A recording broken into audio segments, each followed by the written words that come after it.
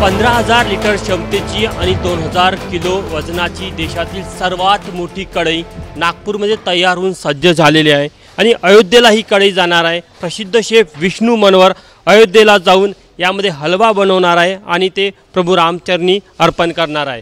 जर का तुम्ही या कढईवर नजर टाकली तर देशातली ही सर्वात मोठी कढई, हिचा जो रेडियस आहे हा साधारण 15 फुटाचा आहे आणि याची जी डेप्थ आहे, जी उंची म्हणता येईल ती साधारण 4 फुटाची आहे आणि ही कढई घेऊन विष्णू मनोहर अयोध्येला जाणार आहे।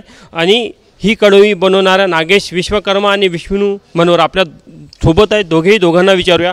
पहिले तर ही कढई बनवण्याची जी कल्पना विष्णू मनोहर यांच्या डोक्यात आली ती कुठनं आली आणि त्या पाठीमागे त्यांचा काय उद्देश होता हे आपण त्यांच्याकडनं जाणून घ्या। कशा प्रकारे कल्पना आली तुमच्या डोक्यात ही? याआधी आपल्याकडे जी कढई होती ती 10 फुटाची होती आणि त्याच्यावर बरेच वर्ल्ड रेकॉर्ड केले आणि ज्यावेळी आदरणीय मोहनजी भागवत यांनी सांगितलं की 22 जानेवारीला रामलल्ला आपल्या 500 वर्षांनंतर मंदिरात जात आहेत, तेव्हा मग राहवलं नाही आणि म्हटलं आपण असंच काहीतरी वेगळं करायला पाहिजे की जे आपल्या फील्डशी रिलेटेड आहे आणि म्हणून म्हटलं मग त्याच्यात हलवा बनवू आपण, पण मग तो नवीन कढईत बनवावा आणि ती सुद्धा अजून भव्य दिव्य मोठी असावी म्हणून ही संकल्पना डोक्यात आली। आता हिची जी क्षमता ही 15,000 लिटरची क्षमता आहे, पण हलवा किती किलोचा बनवणार आहे तुम्ही? हलवा 7,000 किलोचा बनवणार आहे आणि हा हलवा जो आहे तो स्वतःच्या म्हणजे आमच्या याच्यामध्ये तो एक विश्वविक्रम असेल, तसं हा हलवा विश्वविक्रम करण्यासाठी नाही करणार आहे, पण एबी तेबी हा हलवा करतोच आहे। मग हा विश्वविक्रम हा आम्ही राम जन्मभूमी जे न्यास आहे त्यांच्या नावाने करतो आहे। याच्या आधीचा सर्वाधिक वजनाचं जे आपण पदार्थ तयार केला त्याची किती वजन होतं?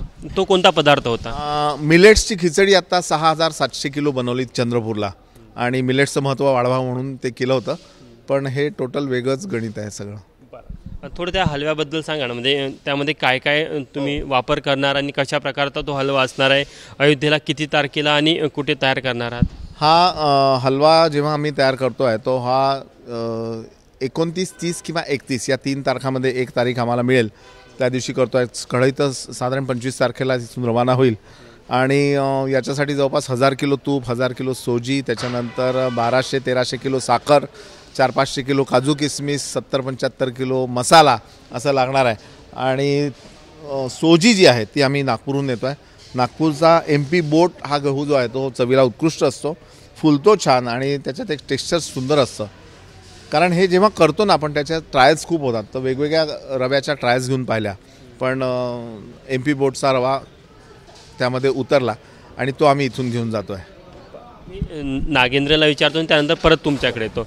या कढईसाठी विशेष शास्त्रशुद्ध पद्धतीने तुम्ही काही मटेरियल्स वापरले, म्हणजे स्टील असेल, लोखंड असेल, ते कोणत्या आहे आणि त्याचा कशा प्रकारे वापर केला गेला? सर इसमें 2 टाइप का मटेरियल यूज़ किया है। एक SS304 4 ग्रेड मटेरियल होता है और दूसरा सर MI स्टील MS होता है। एज पर साइज सर का जो गाइडेंस हमें मिला हमें कि जो अगर SS में अगर आप बनाते हो तो मटेरियल चिपकता है उसमें, तो सर की गाइडेंस की तरह हमने नीचे का उसका MS का बॉटम लिया है और जो साइड का है वो SS304 का मटेरियल सर वो। यस, मला एक सांगा किती चॅलेंजिंग असेल, कारण की 7,000 किलोचा हलवा बनवणं, त्यासाठी लागणारं ते सगळं साहित्य असेल, एनर्जी असेल, तुमचा पूर्ण टीमवर्क असेल, किती चॅलेंजिंग असणार आहे? अशा प्रकारचं वेगळं काम करायला चॅलेंज लागतो आणि तुम्ही न घाबरता कॉन्फिडेंटली जर याचा सामना केला ते सक्सेसफुल होतं। जसं या लोकांनी केलं की हे जे काम आहे हे जवळपास महिन्याभरात होणारं काम आहे, जास्तच, कारण मागची कढई मी जेव्हा बनवली मला 2.5 महिने लागले होते, पण यांनी 7 दिवसात ते काम केलं। त्या जेव्हा खरेली हेड्स ऑफ टू यू।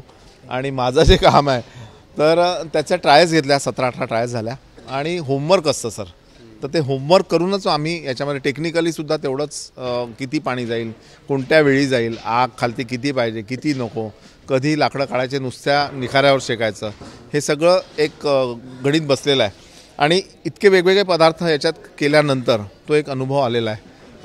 आता अयोध्येचा या कढईचा प्रवास कसा असणार आहे, काय नियोजन आहे? नियोजन असं आहे की पहिले आम्ही हिला शहरात नेऊन हिची पूजा करणार होतो, पण ते मला वाटतं शक्य नाही, कारण ट्रॅफिकचा प्रॉब्लेम येईल।